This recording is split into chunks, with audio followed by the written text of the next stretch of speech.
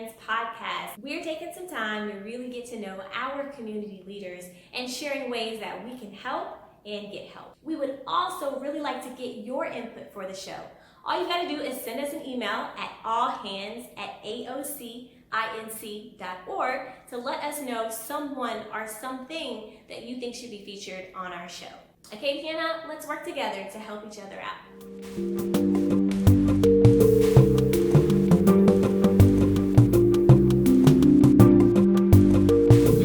I am here today with our first guest on our first episode, none other than we have Tina Bingham as an active community member.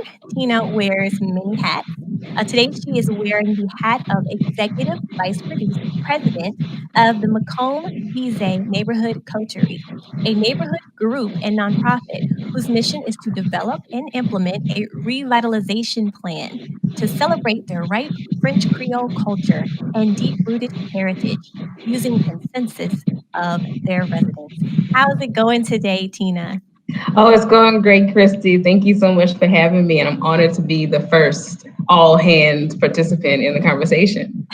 It's an honor to have you as our first here today to talk about some of the initiatives that you guys are putting forth during this time. And the first one that I'm going to kick off and start off with is your mask program. In early May, the McComb-Veazey Coterie teamed up with Councilman Glenn Lazard, City Council District 5, to distribute masks to families who needed them. So I guess I want to pose this question to you, Tina. Why was it so important for you guys to distribute masks out to the community? Well, it's important because a lot of people within the McComb-Veazey neighborhood, especially within the north side of Lafayette, there's a lot of people within our community that are in the vulnerable community. And vulnerable is a broad term that covers a lot of things. It covers your health, it covers your social economic determinations, it covers your race, even though we don't sometimes want to talk about those things. But, it was important for us to make sure that we get these masks out to the community because everyone needs to do everything we can to make sure we're stopping the spread and keeping everyone safe. And not only keeping just yourself safe and your family safe, but others as well. And you're protecting yourself from others as well. Just look at it as this, we're all helping, helping hands. We're all helping each other, helping the community get better and feel better during this COVID response. But we were able to distribute over 1,000 masks to the community. So it was really important. We did it through a pickup. People can drive up, tell us how many people in their household, and we distribute the masks to them. Or we did it also some delivery as well for folks that couldn't get out and got them some masks as well to their families so that they can get out and start taking care of some of their things for their families, such as their bills and other things. 1,000 masks? That's quite the number. I think that's a great thing for you guys to be doing. And I even think of it from a place of your organization being having such an active presence and an influence in the community. I think that just seeing that will help more of our community neighbors feel like these masks are something that can be normalized. Because I know the first time that I ever wore a mask walking into a grocery store and I saw others around me who weren't, it was kind of a weird feeling. But I seeing organizations like yourself who have that established presence will really sort of help to normalize that sense of safety measures that we're putting in place, right? Yeah, and we hope so. We've been really working towards adapting a lot of the programs that we're bringing to the community that we had planned to bring to the community in 2020, but really making sure that we're adjusting things to make sure that we're keeping everyone safe and that we can still commune with the community, but in a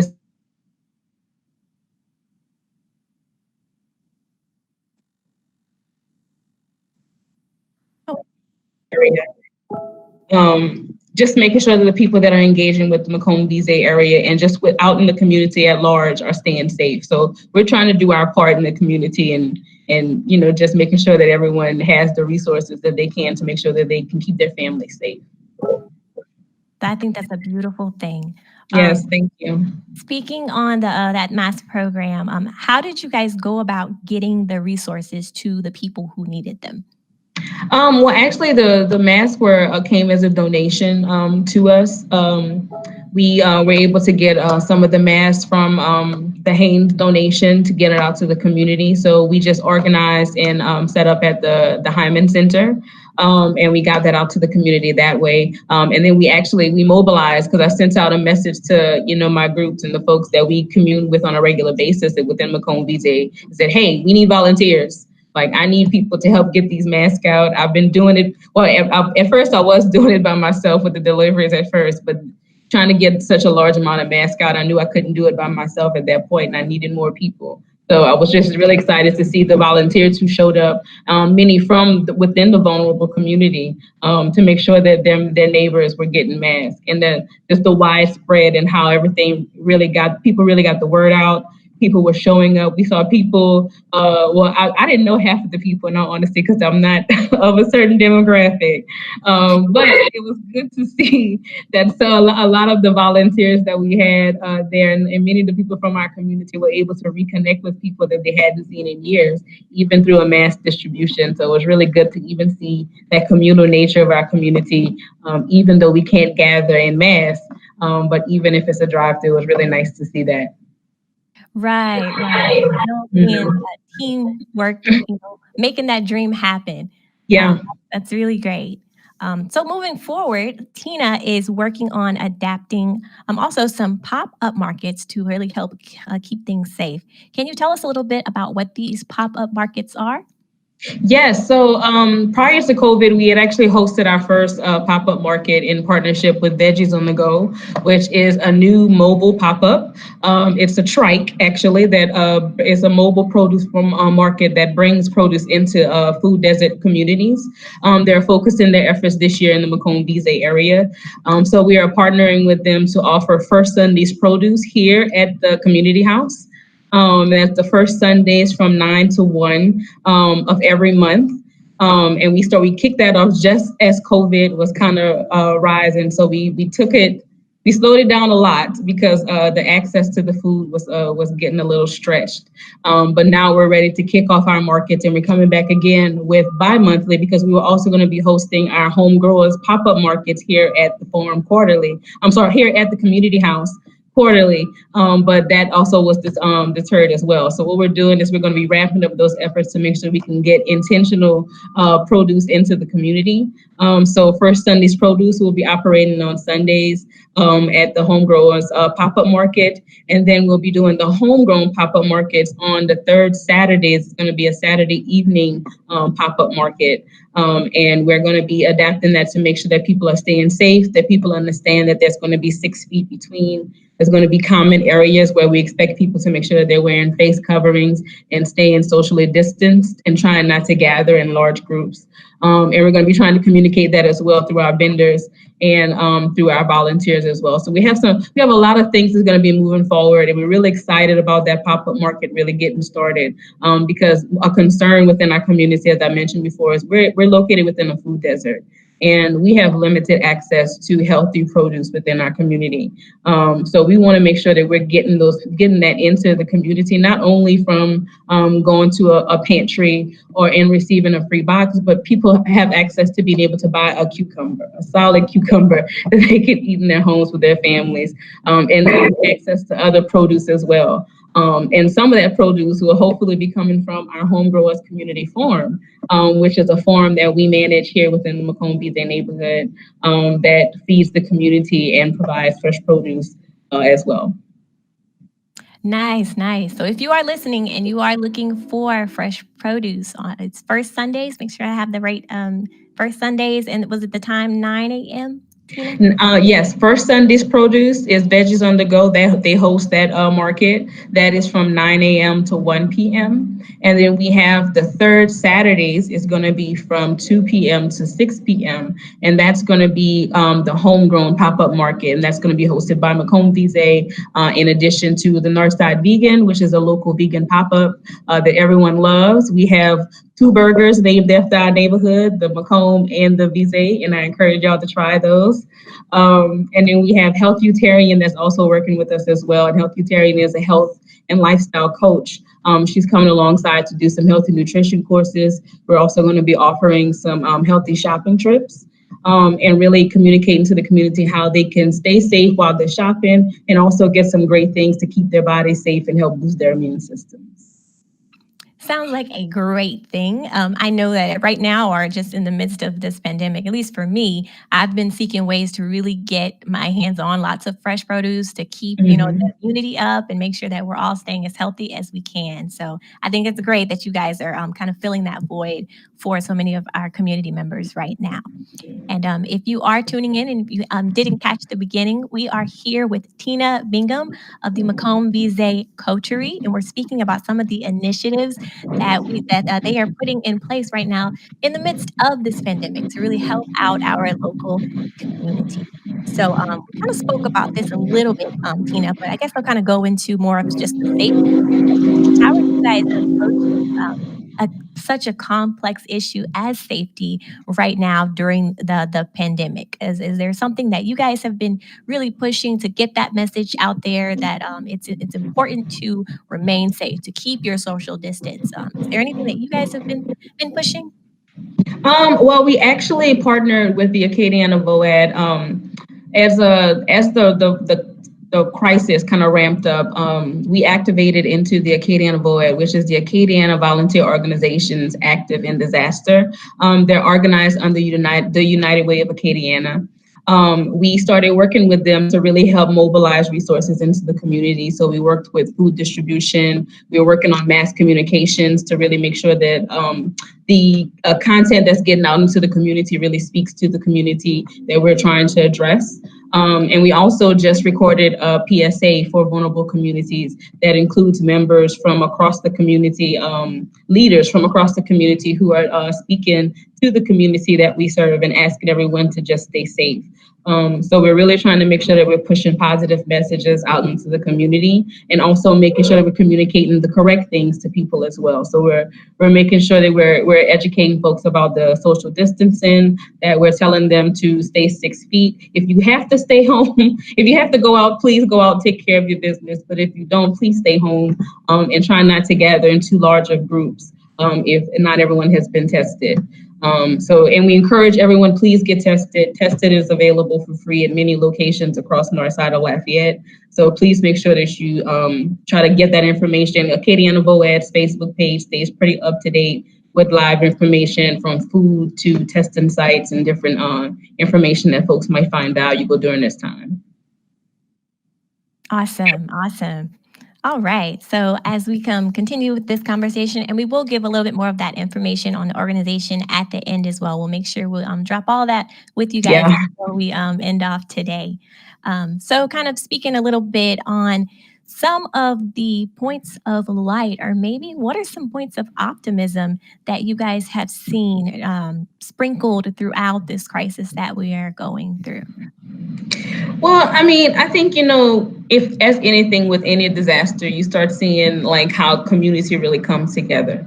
And if anything, from looking at it from a communal standpoint to an organizational standpoint, you see how everyone is really truly working together to make sure that everyone we're trying to fill all of these gaps. We're trying to really make sure that we can all get the right resources and the right information out to people to make sure that we're keeping everyone safe, because we want to make sure that the community is safe, our families are safe. So I think it's really just the communal nature to how, even though we're social distancing, how we're all still coming together via social media, via this conference call like we're doing here today. I think it's been really good. I personally have missed like the hugging and the touching just a little bit, as I'm sure everyone else has. But I think it's still, it goes to show that, even though we can't touch each other and physically always be in each other's presence, how we're all still, very much so caring about each other and loving for each one of our community and our neighbors. So it's really awesome to see that kind of unfolding even during this different type of disaster, because usually we're dealing with hurricanes or flooding and different things. So this is new to us. So just to see how we're all still rallying around this is awesome. And I really hope that it continues to, continue to build and mend some lines in our community. Right, right. Yeah, it's definitely interesting to see how something like this kind of disconnected us all physically, but we are still moving forward to keep those connections strong Mhm. organizationally as well. And it's just really nice and refreshing to see how you guys are really standing at the forefront and putting these initiatives up there to for some other organizations to model behind as well. So I hope that will inspire other organizations to follow in that direction as well. And the McComb-Veazey Coterie is reorganizing some of their already funded projects to distribute the work to more contractors in an effort to create employment opportunities. As Tina mentioned, she also works with the Acadiana Voluntary Organizations Active in Disaster, which is a humanitarian association of local community voluntary organizations in the greater Acadiana region of Southwest Louisiana. The group has been activated since the shutdown began, and they've been getting food to families during this economic crisis, and directing those who need help. If you need any help, to call 211 or 232 help if you do need any assistance. I guess my last thing, we'll kind of start to wrap up here with Tina.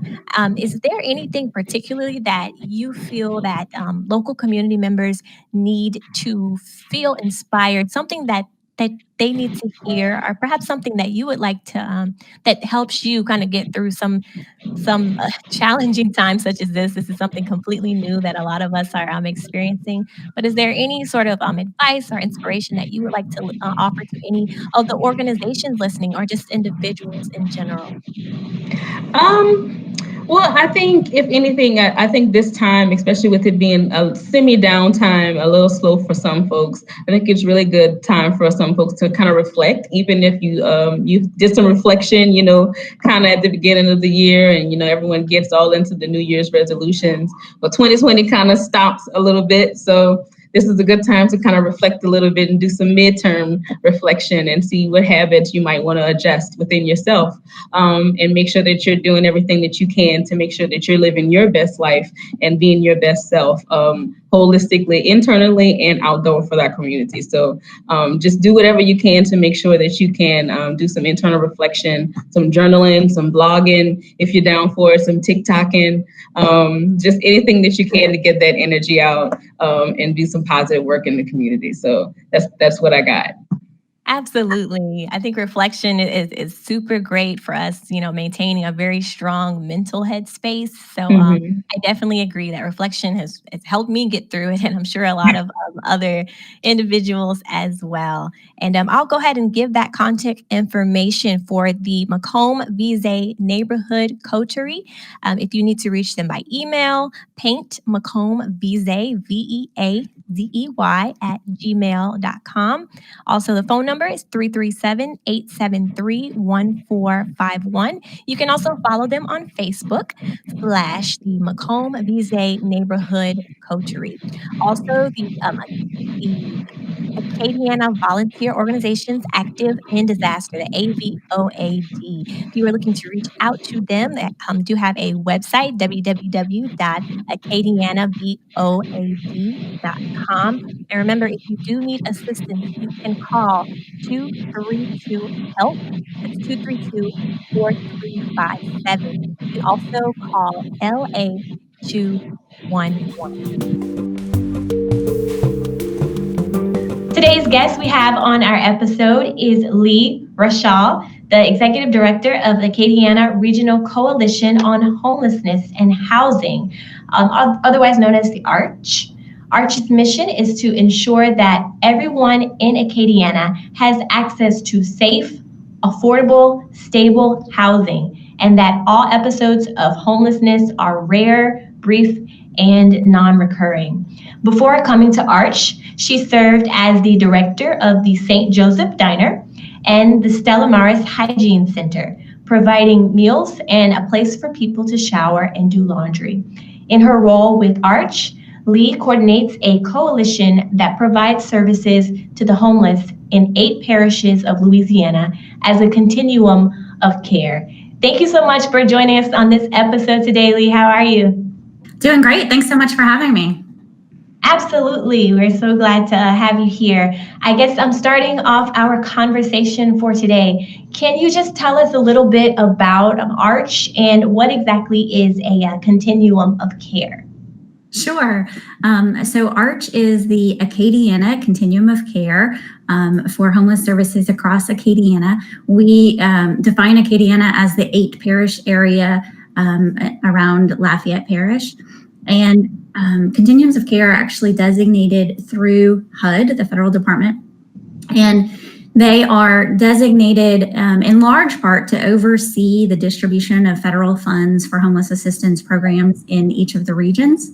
And so that's one of the main missions for ARCH, is to work with the agencies who receive the federal funds for homeless assistance programs, both to help monitor those programs and to facilitate the distribution of those funds, to allocate which programs receive those funds, et cetera. But as part of our larger mission, we work to coordinate the efforts of the various organizations, both those that are doing direct assistance and also those that maybe most community members wouldn't think of as homeless service providers, but our hospitals, our law enforcement, libraries, school systems, all interact with individuals and families who are experiencing homelessness. And so we want to make sure that as a community, we're responding in coordinated ways, and that we collaborate together so that everybody has good outcomes in terms of getting back into stable housing.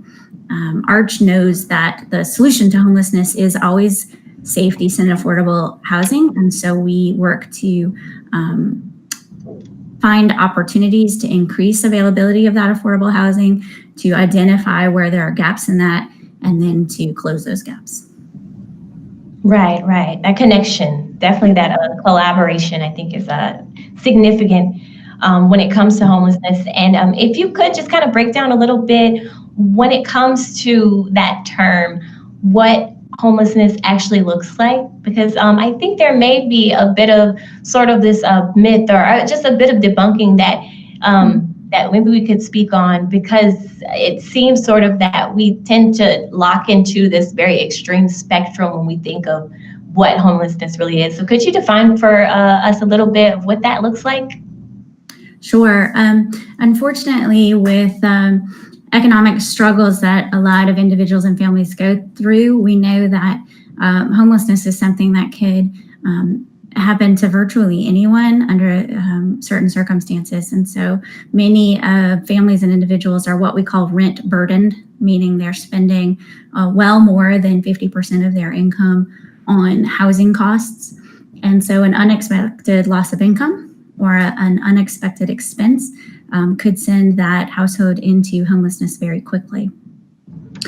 So we do see individuals, male, female, families with children, adult couples without children, veterans, literally everyone within the homeless service system seeking and receiving assistance.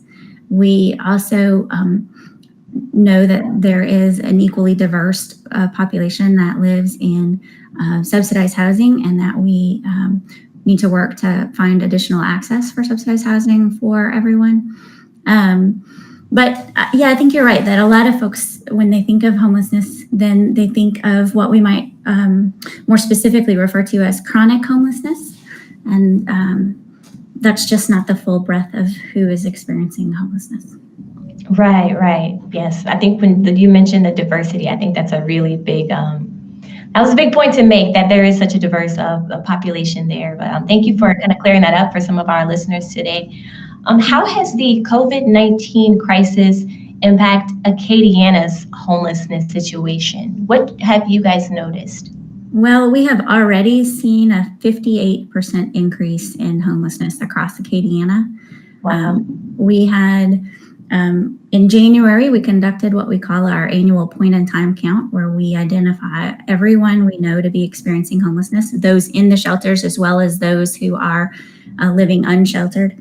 And in January, that number was 433 individuals approximately. And now it is up into the 700s. And we are seeing that increase come from households that were in very unstable housing situations. So they were perhaps doubled up with other family or friends, or they were paying their own way in a hotel room. They were not leaseholders, so they were not eligible for the protections that the eviction moratorium had. So when that housing situation became unavailable to them, in many cases we had families who were doubled up or tripled up, and all the children home from school, all the adults home from work, those houses became very crowded, and food shortages have been an issue with the financial struggles of those families, as well as domestic violence. And so whoever was on the lease, or in some cases their landlords, indicated that everybody who wasn't on the lease needed to leave. So we've had families that moved into their cars. In addition, we've had the good fortune, and the community has really responded in Acadiana when we put out a plea saying that we were going to need assistance with sheltering this increase of individuals and families that were moving into homelessness, so that we didn't have people in the midst of a pandemic trying to live out of their car or without vehicles living on the streets. We knew that was not safe. It's never safe. It's never safe for somebody to live unsheltered, but it is even worse in the midst of a public health crisis, without access to hygiene, without access to the ability to stay put in your home, as the governor and other officials were advising. Certainly there was no opportunity to isolate if somebody within the household would become sick. And so following the CDC guidelines, ARCH erected a hotel program in order to expand the shelter capacity. And so we were able to move approximately 250 households, most of whom were new to homelessness, into those hotels. And we still have approximately 235 today in hotels. As the other side effect of COVID is that we've had to, our traditional emergency shelters have had to lower the number of beds that they're able to offer. In order to comply with the CDC guidelines for social distancing, we've had to move beds at least 6 feet apart. We've had to increase some of the space in common areas, those kinds of things. And so shelters have had to decrease capacity, which is sort of a double whammy when you're talking about an increase in homelessness and a decrease in shelter bed capacity. We really had a sort of a crisis on our hands. So the hotel program allowed us to avert that, at least for the time being. And I'm really grateful to be able to report that as a result of those shelter programs responding quickly to establish health protocols, and as a result of the community donating to get hotel rooms available, we do not have any known cases of homelessness amongst those experiencing homelessness, either those who were homeless before COVID or any of those who have become homeless during COVID. No one has tested positive. And so I think that's a testament to the ability of this community to really rally together and to do important work in the face of crisis. Absolutely. I think that's a very nice glimmer of light amidst a very sort of crazy pandemic. That's great news to recognize that we can come together and offer this to our community. So thank you for sharing that with us. I think we're going to swing to a quick little break here for some public service announcements. If you would like to join the conversation, you can leave a comment on YouTube, email us at allhands@aocinc.org, or give us a call at 337-232-4434. We'll be right back with more conversation with Leigh Rachal, the Executive Director at ARCH. This is Governor John Bell Edwards. Louisiana is entering the next stage in our fight against COVID-19, and we've made progress, but there's more work to do. That's why I extended the stay-at-home order until May the 15th, while giving some businesses more flexibility. Moving forward, everyone should wear face coverings when around people other than immediate family. Maintain 6 feet between yourself and others, and wash your hands often. For more information, please visit coronavirus.la.gov. Stay safe, and God bless.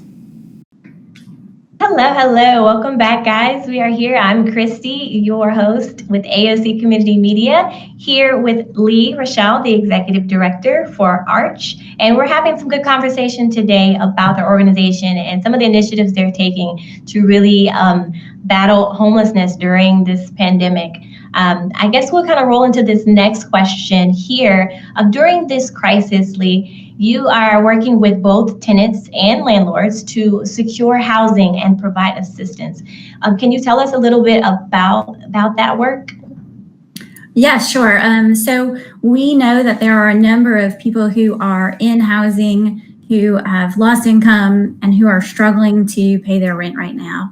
And that is a difficult thing for the tenant, but it's also a difficult thing for the landlord who relies on that rent for income. And so we have on our website, which is www.archacadiana.org, a survey that a landlord could take to help us better understand the impact that COVID-19 has had on their rental business. And that can be a landlord that has 1 unit or a landlord that has 1,000 units. We want to hear from all the various types of landlords out there, whether you're renting houses, apartments, whatever it is, if you have rental homes. So that we can get a better handle on how landlords throughout Acadiana have been impacted.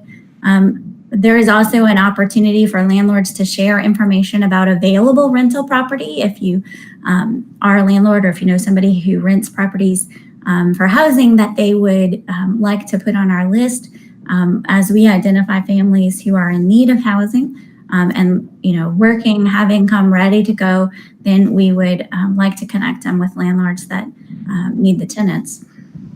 And so we're doing our best to try to find support for tenants in terms of rental assistance dollars. Some of the federal programs have made new dollars available for rent assistance, and so we're trying to secure those locally. Just because they've been made available nationally doesn't necessarily mean that they get made available locally. And so we're trying to do some advocacy work to make sure that those dollars come into the Acadiana community and can be used to help people pay their rent, get caught back up, and so that they can move forward with life. And then we also know that that helps those landlords gather the rent arrears and to be able to move forward with their own lives as well. And so we think that that's a win-win for our community in terms of supporting the business owners as well as their tenants. Right. So that tenant assistance is currently in the works. And what was it an email you said for landlords to be able to provide you guys with that input? Yeah, we have a survey. It's linked on our website. So if you go to archacadiana.org, there's a link to a landlord impact survey, as well as a survey about available rental units. Perfect. Okay, we'll make sure that all of our listeners leave this afternoon with that information as well. Be sure to drop that at the very end here. If there's a tenant who's in need of assistance or who is looking for rental assistance, that the way to receive assistance, either for shelter or for rent assistance, is to call 211. They'll have information about any available programs or projects that might be able to assist. And so if a person is in need of assistance with their housing, then the best number to call is 211. You just dial 211. 211 if you are seeking assistance as a tenant. Thanks for dropping that in there. Let's kind of segue a little bit. We mentioned earlier about the moratorium. There is currently a moratorium on evictions in Louisiana, but it may not be as straightforward as some of us think. Can you let us know a little bit, what do people need to know about this moratorium? Sure. So we have there's a moratorium that's been set at the federal level for federally protected properties. Those are properties that have a HUD mortgage, a Fannie Mae, et cetera. Those properties cannot serve notice for evictions until July 25th.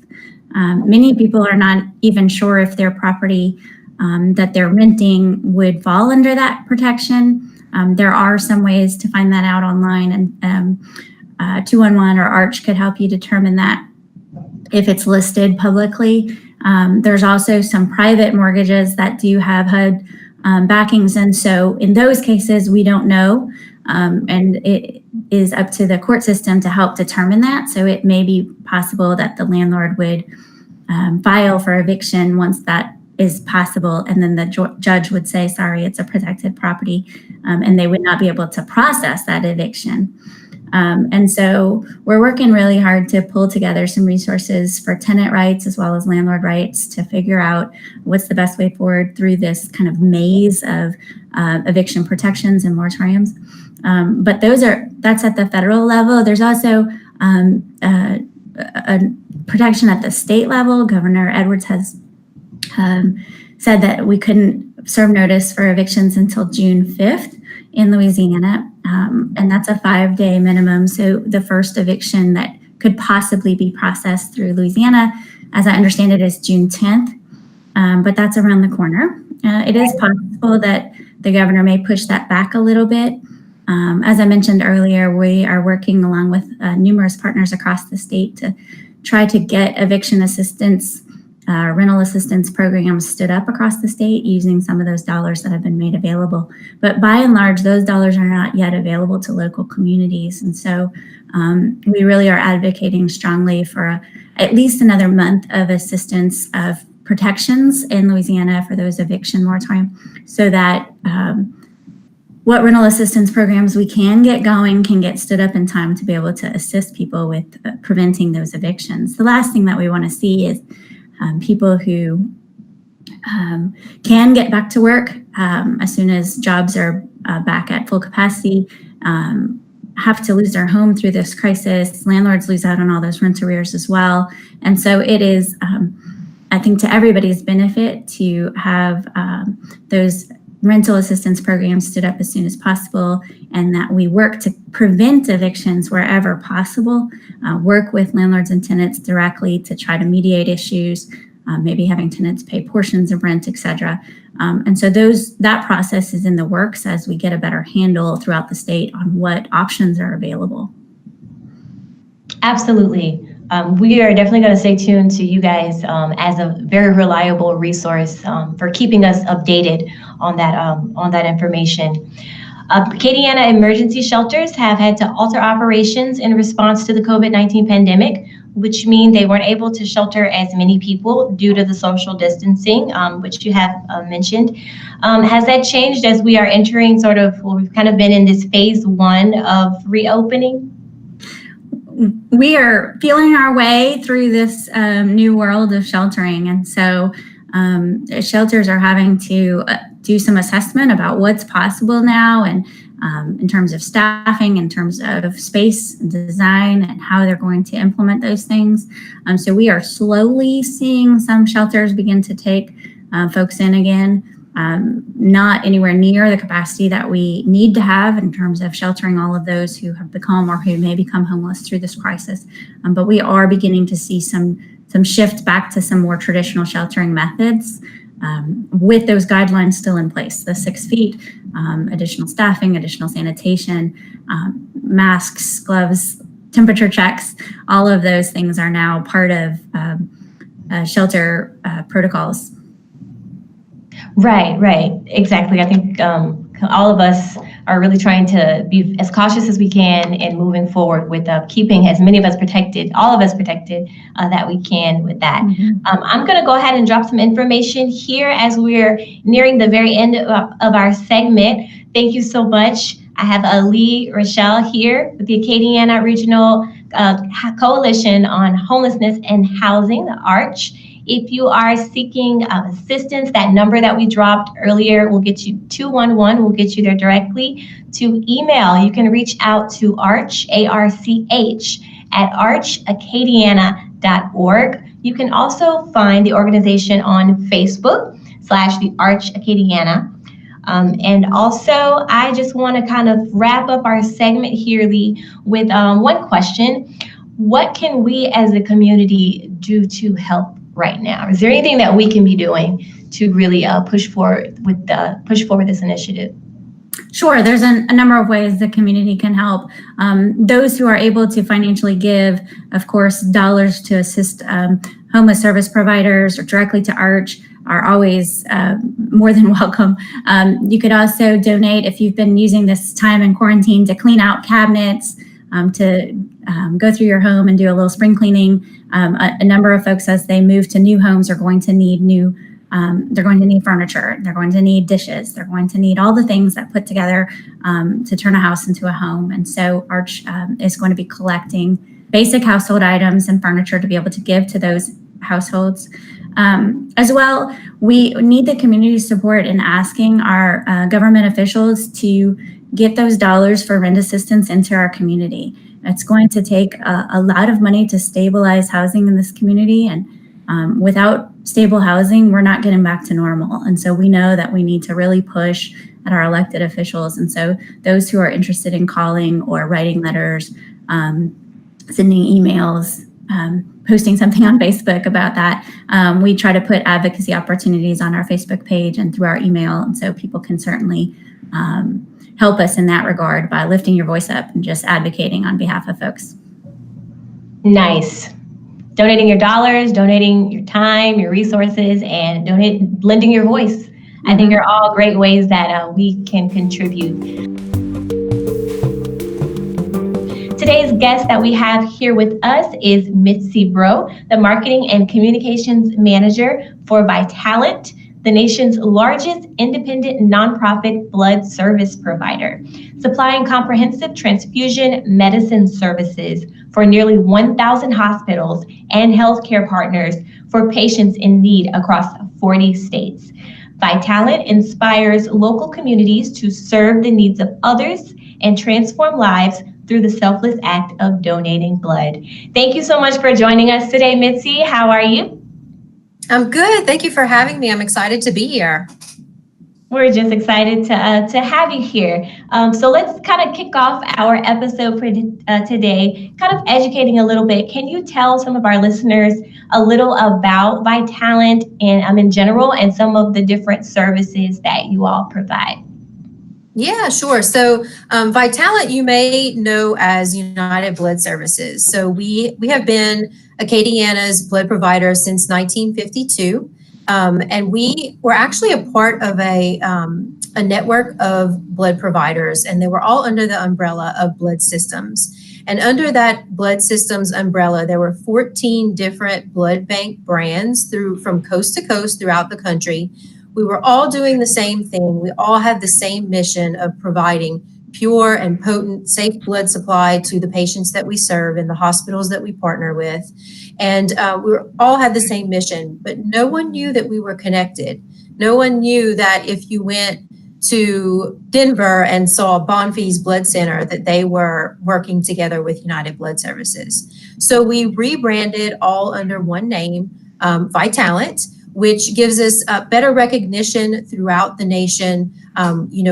We hope the anticipation is that when you hear Vitalant, no matter where you are or no matter where you see our sign in any state, you know exactly who we are and exactly what we do. Gives us a better footprint throughout the nation and gives us more recognition throughout the nation. And all of that just helps us better serve our donors and, of course, our patients, which is why we're here to take care of our patients. Mm-hmm. Okay, so a full umbrella there of different centers. Right. We have about 125 blood donation centers throughout the country. Okay. Nice. And let me ask, why is blood donation so important in Acadiana right now? So blood donation, just in general, is life. I mean, that's the easiest way to put it. When someone needs a blood transfusion, it's because their life is dependent upon it. And if you've ever spoken to someone that has received a blood transfusion, they will tell you that it gives them new life. They feel like a brand new person. Their face becomes flushed and there's life back into their face. It gives them energy. It gives them more energy to spend time with their family and friends. And of course, the bottom line is to help them get stronger and eventually go home to their family and friends. That's what that's all about. And, a lot of people relate blood transfusions to some type of trauma. a car accident or, a shooting, a mass shooting, unfortunately, is something that we've become familiar with in our country. But that's not always the case. Of course, those people always need blood, absolutely. But the day-to-day needs for blood include newborn babies, mothers who've lost a lot of blood through childbirth, open heart surgery patients, even something as simple as a knee replacement, hip replacements. Sickle cell patients rely on blood transfusions their entire lives. Cancer patients use an incredible amount of blood, plasma, and platelets throughout their treatment. So there are many other needs for blood other than just the obvious that people, just may not even realize. Mm-hmm. Right. I think you're kind of hitting on my next question there, that we're often asked to donate blood in different times of crisis, but it's not the only time that patients actually need to have those donations. So I think it's important that we put that message out there that blood donations are always accepted and always encouraged. I guess perhaps for anyone who's never given blood, could you kind of just walk them through the simple process of what to expect? Yeah, so first thing, you'll need a pictured ID. You need to be at least 16 years old. If you are 16, you need a minor donor permit signed by your parent or legal guardian, and you can get that at vitalant.org. And if you schedule an appointment to donate, we'll email a link for you to find that form as well. You need to weigh at least 110 pounds, and we want you to eat. This is not like having blood work done. We do not want you to fast. You need to eat and drink plenty of water prior to your donation.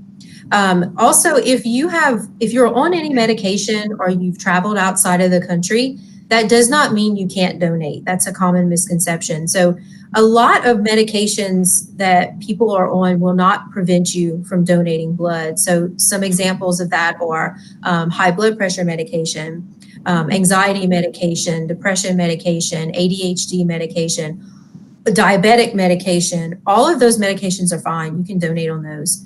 A lot of people assume if you've ever had a tattoo or a piercing that you can't donate. That's also not the case. As long as it was done in a licensed tattoo parlor, you're able to donate as well. There's no wait time or anything. You're good to go.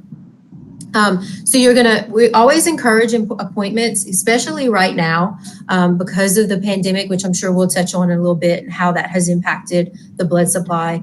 But we're strongly encouraging appointments. You visit vitalant.org to make your appointment. Right now, we are requiring face coverings for our donors and our staff. So you'll need to come with that. It can be a mask, it can be a bandana. It just needs to cover your nose and your mouth. And then when you come to us, we're going to check. Right now, we're checking your temperature before you even walk into the building. And then this is probably a good place for me to say, if you are not feeling well, if you're ill, or if you're around anyone that's ill, right now we're asking you not to even come. And that's just to keep, our donors and our staff safe, and to keep you safe as well, of course. Then you'll come in, you'll sign in, and then you'll go through an interview process. So they ask you some health history questions, and then they'll take your blood pressure, your pulse, your hematocrit, which is your iron level. And if all of that checks out, then you go on to the next spot. And actually, for the actual act of donating blood, you'll lay in one of our very comfortable chairs. And the actual act of donating, just a pint of whole blood, only takes 10 to 12 minutes. Double red cells takes about 45 minutes, and platelets take a little bit longer. It's about an hour and a half to 2 hours. After that, when you're done, we always have snacks and water available for you. We ask that you stay with us for 15 minutes and make sure you're feeling well. And then after that, you're on your way, walking away with a badge of honor. Right. I'm glad you clarified that, so that some people won't disqualify themselves. There are more people who are, able to donate. And if you feel like you have questions, can they reach out to you, I'm sure, directly to find out if they are a candidate for giving blood? Oh, yeah, absolutely. You can always give us a call. Our number to our Lafayette office is 235-5433. You can also call 877-25-VITAL, VITAL. Or our Facebook page is another great way to reach out to us. It's Vitalant-Louisiana send us a private message and we'll help you there. Awesome. And we're going to throw to a quick break. I'm here with Mitzi Bro, the Marketing and Communications Manager for Vitalant. And we are discussing a little bit after the break some of the different initiatives that they're taking during this pandemic. So I will see you guys shortly.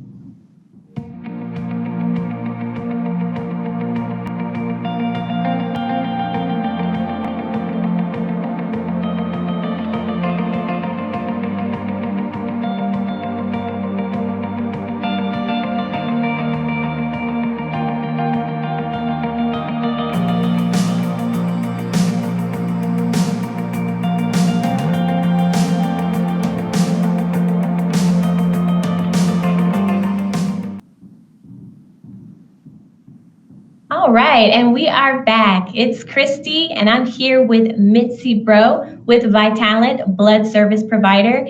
And we're going to talk a little bit about what Vitalant is doing to address the COVID-19 public health emergency. Now, Mitzi, Vitalant has started testing all blood donations for antibodies to the SARS-CoV-2 virus that causes COVID-19. What does that mean, particularly for your blood donors? So it's actually no change for the blood donor, but we're thrilled to be able to offer this service. So a lot of people, in January and February weren't feeling well. They tested negative for everything that they, flu, strep, but still felt really, really ill and never really figured out what it is. And now they're curious to know if they maybe had coronavirus. So on June 1st, we added the coronavirus antibody test to the panel of tests that we run on every single successful donation. So for the donor, nothing changes. We are, again, strongly encouraging appointments.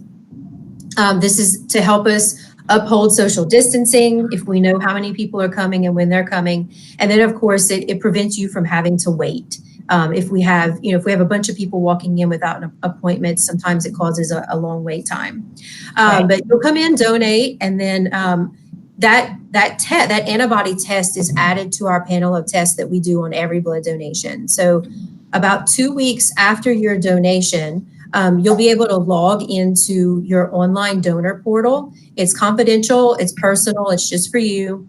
And that is always available to donors. And there you will see your cholesterol results, your blood pressure results, your pulse, your temperature, and then you'll also see your COVID-19 antibody test result, and it will show whether it was positive or negative. Nice. Okay. I think that's really cool to have a portal where you can definitely access all of that. Yeah. Now, to be clear, Vitalant is not a testing center, and it is not providing testing to determine if you are currently infected with the coronavirus. Can you tell our audience members a little bit more about the distinction? Yeah, so we don't have the ability to provide the test. So it's a respiratory virus. So the test has to be done, it can't be done through a blood test. It's a different type of test through the nasal cavity. We do not have that capability. We are not a testing facility. So again, if you are sick, if you're not feeling well, please do not come. We have to keep our donors and our staff safe. And, for the community at large, we need to keep this virus from spreading any more than it already has. So we cannot tell you if you have the active coronavirus. But if you are well and healthy and everyone around you is well and healthy, but you think maybe a couple of months ago or so you thought that you had coronavirus, we can test you for the antibody. And then from there, if you do have the antibody, you've probably heard the words convalescent plasma recently. And what convalescent plasma is that in people who had coronavirus and survived it, in their plasma lives antibodies. And what we're doing is collecting plasma from those folks who have the coronavirus antibody and the hospitals are transfusing that to critically ill coronavirus patients who are currently fighting the virus. Your antibodies helps their immune system fight off the active virus so that they can hopefully overcome it. Mm-hmm. Yes, absolutely. So the significance of that testing is critical to know. But again, for anyone listening, those are two different things. She's just clarifying that if you do feel like you are sick or have symptoms, definitely seek out a testing center. If you do feel like you perhaps had contracted it in the past and would like to know, then you can get the antibody testing through Vitalant. Yes. Right. And again, we want to urge eligible donors to give blood as soon as possible. Can you tell us, Mitzi, more about the eligibility requirements? What we kind of talked a little bit about what would make someone ineligible, but as far as the antibody testing, all of that, would they be the same, pretty much the same, I guess, just sort of guidelines? Yeah, no, nothing changes for the antibody test. So you still have to qualify to donate blood. So, some things that would keep you from being able to donate, if you're currently on antibiotics, you have to wait 24 hours after your last dose before you can come in to donate. Of course, if you're ill, if you're running fever, you can't donate. There are very few medications that will prevent you from donating. But, if you have any questions, again, you can reach out to us about eligibility to see if there's also that information at vitalant.org to see if you qualify to donate. Mm-hmm. Excellent. Yes. So we encourage everyone listening to really seek out more information about Vitalant. I can give you that info one more time. And as Mitzi mentioned, appointments are very strongly recommended. The website, Vitalant, VITALANT.org, or you can contact them by phone at 877-25-VITAL. That's 877-258-4825. You can also reach out to them on Facebook at Vitalant, Twitter as well with the handle Vitalant.org, and Instagram at Vitalant.org. So we've got a lot of different ways you can do some reaching out there. There is a donation center at 1503 Bertrand Drive in Lafayette here. So definitely make good use of that information. And we are so happy and just thankful for the work that you guys are doing with Vitalant. And we're looking forward to good results. As I was driving over here in the car, I heard a couple of different advertisements, and I'm like, right on. I'm so excited to hear that your guys' efforts are really, your push is really being put out there. So thank you all for the work that you do. Thank you for having us. And there is a critical need for all blood types right now. So again, we're strongly urging everyone to make a move quick to donate as soon as you can. Absolutely. Well, thank you so much, Missy, for joining us today, speaking about Vitalant. We appreciate, and we're once again just really thankful to have so many different organizations who are willing to share the good works that they're doing here on our podcast. And I'm going to wrap up this episode here. If you would like to be featured on an episode of All Hands, you can definitely reach out to us by email here, allhands@aocinc.org. Or you can give us a call directly at 337-232-4434. Again, I am Christy with AOC. Thank you guys so much for tuning in, and we'll join you next Friday with another episode. Have a great one.